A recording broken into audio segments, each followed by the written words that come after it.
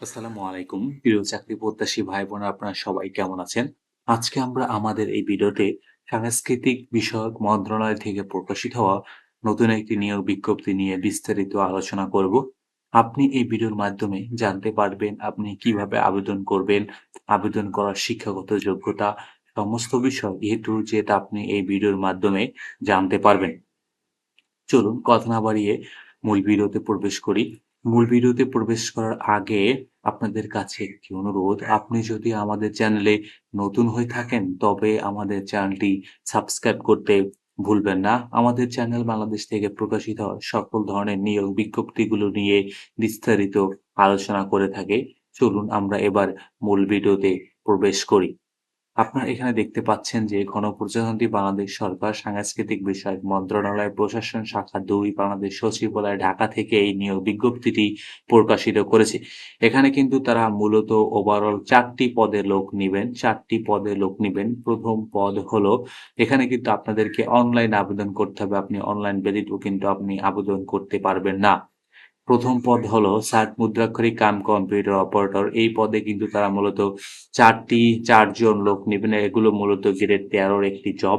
এখানে আবেদন করার জন্য আপনার কিন্তু অবশ্যই অনার্স পাস করতে হবে। স্নাতক বা সমান ডিগ্রি আপনাকে পাস করতে হবে। পাশাপাশি কিন্তু কম্পিউটার প্রশিক্ষণ প্রাপ্ত হতে হবে।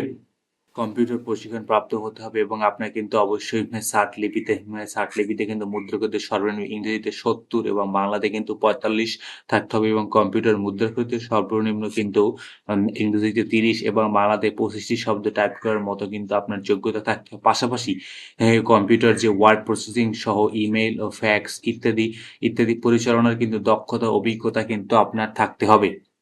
কম্পিউটারের পরবর্তী হলো কম্পিউটার অপারেটর। অপারেটর পদে কিন্তু তারা মূলত ১ জন লোক নিবেন। এখানে কিন্তু কোনো শিক্ষিত বিশ্ববিদ্যালয় হতে বিজ্ঞান বিভাগে স্নাতক বা সমান ডিগ্রি কিন্তু আপনার থাকতে হবে। পাশাপাশি কিন্তু কম্পিউটার মুদ্রাক্ষণে প্রতি মিনিটে বাংলাতে ২৫টি শব্দ ও ইংরেজিতে ৩০টি শব্দ টাইপ করার মতো কিন্তু গতিসম্পন্ন হতে হবে এবং আপনার কিন্তু স্ট্যান্ডার্ড অ্যাপটিটিউড টেস্টে কিন্তু আপনাকে উত্তীর্ণ হতে হবে। ৩য় পদ হলো অফিস সহায়ক সহকারী কাম কম্পিউটার মুদ্রাক্ষরিক পদে তারা মূলত কিন্তু ৭ জন লোক নিবেন। কোনো শিক্ষিত বোর্ড হতে উচ্চ মাধ্যমিক সার্টিফিকেট বা সমান পরীক্ষায় উত্তীর্ণ এবং কম্পিউটার প্রশিক্ষণ প্রাপ্ত হতে হবে এবং কম্পিউটার মুদ্রাক্ষণে কিন্তু সর্বনিম্ন গতি কিন্তু ইংরেজিতে কিন্তু ২০ ও বাংলাতে ২০ টি শব্দ টাইপ করার মতো যোগ্যতা থাকতে হবে। পাশাপাশি কিন্তু কম্পিউটার ওয়ার্ড প্রসেসিং সহ ইমেইল, ফ্যাক্স ইত্যাদি পরিচালনায় কিন্তু আপনাকে দক্ষতা থাকতে হবে। এবং ৪র্থ পদ হলো অফিস সহায়ক। অফিস সহায়ক পদে কিন্তু তারা মূলত ১৫ জন লোক নিবেন। কোনো শিক্ষিত বোর্ড হতে মাধ্যমিক স্কুল সার্টিফিকেট বা সমান পরীক্ষায় উত্তীর্ণ হলেই কিন্তু আপনি এখানে আবেদন করতে পারবেন। এখানে কিন্তু আপনার ১৮ থেকে ৩২ বছর বয়সের ভিতরে যারা আছেন তারাই কিন্তু আপনারা এখানে আবেদন করতে পারেন। তবে ১ থেকে ৩ নং পদের জন্য কিন্তু আপনারা যারা বিভাগীয় প্রার্থী রয়েছেন তাদের ক্ষেত্রে কিন্তু বয়স সীমা কিন্তু ৪০ পর্যন্ত কিন্তু শিথিলযোগ্য। মানে আপনারা বিভাগীয় ক্ষেত্রে কিন্তু ৪০ বছরের ভিতরে যারা আছেন তারাও কিন্তু এখানে আবেদন করতে পারবেন। আপনারা কিন্তু অবশ্যই আপনাদের কিন্তু moca.teletalk.com.bd এই ওয়েবসাইটের মাধ্যমে গিয়ে কিন্তু আপনাকে অবশ্যই আবেদন করতে হবে এবং আবেদন শুরু কিন্তু ২১/৫/২০২৬ তারিখ থেকে আবেদনটি শুরু হয়েছে এবং আবেদন শেষ সময় কিন্তু ২০/৬/২০২৬ তারিখ।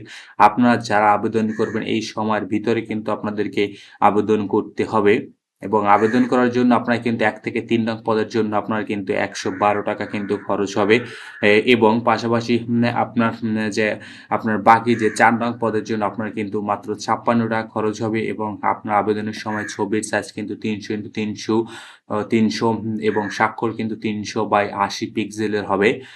তো এই ছিল আসলে ওভারঅল সার্কুলারটা। বাকি কিন্তু আপনারা আবেদন করার পর কিভাবে এসএমএস করেন সেই বিষয়ে কিন্তু এখানে তারা উল্লেখ করেছে। এটা আপনারা অবশ্যই পারবেন এখান থেকে দেখে ডেমো দেয়া আছে একটা। ডেমো দেখে আপনি কিন্তু অ্যাপ্লিকেশনটা করতে পারবেন টেলিটক সিমের মাধ্যমে।